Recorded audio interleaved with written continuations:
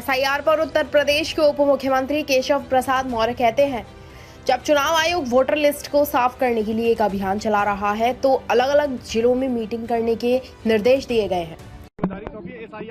25 जिले हम माननीय मुख्यमंत्री जी और हमारे दोनों उप मुख्यमंत्रियों के साथ ये बांटे गए हैं बहुत दिनों से, जिसके हम लोग प्रत्यक्ष रूप से काम देखते हैं।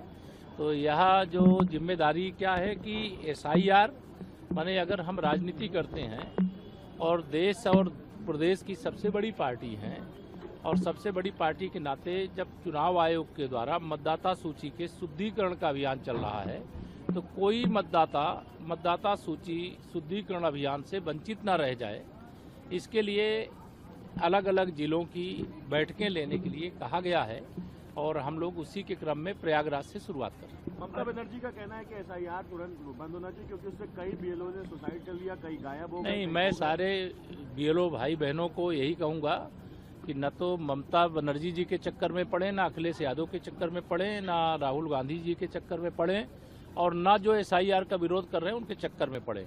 अपने कर्तव्य का हिम्मत के साथ, जिम्मेदारी के साथ पालन करें।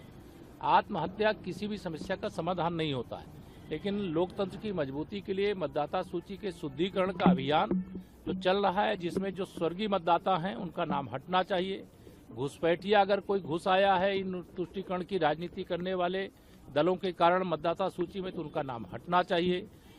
किसी मतदाता का नाम एक से अधिक स्थान पे है तो उसे एक स्थान पर होना चाहिए। और कोई युवा मतदाता 18 साल की आयु पूरी हो गई है तो उसका नाम भी मतदाता सूची से जुड़ना चाहिए। ये एक लोकतांत्रिक प्रक्रिया है, सदा होती रही है, लेकिन क्योंकि भारतीय जनता पार्टी लगातार चुनाव में जीत रही है, अभी बिहार में ऐतिहासिक विजय हमारी फिर से हुई है और आगे जहां चुनाव होने वाले वहां भाजपा के जीतने की पूरी उम्मीद है।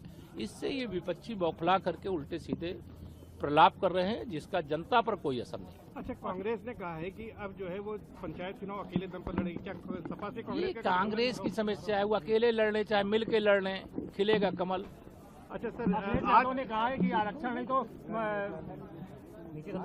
वोट देने का अधिकार नहीं तो आरक्षण खत्म। ये श्री अखिलेश यादव जी जिस दिन जब से बिहार घूम के आए हैं ना, उनको कुछ अस्वस्थता हो गई है, उनका मानसिक संतुलन बिगड़ गया है। वो 2027 में सत्ता के निकट अपने को देख रहे थे, लेकिन अब 2047 तक संभावना समाप्त हो गई है तो अनर्गल प्रलाप करते रहते हैं, लेकिन ना कोई आरक्षण खत्म कर पाएगा, ना कोई संविधान खत्म कर पाएगा और ना अभी जो आने वाले समय में बहुत सारे सुधार के बड़े बड़े काम होने वाले हैं देश प्रदेश यानी डबल इंजन सरकार के माध्यम से, ना उनसे कोई रोक पाएगा। अच्छा, तमिल संगमम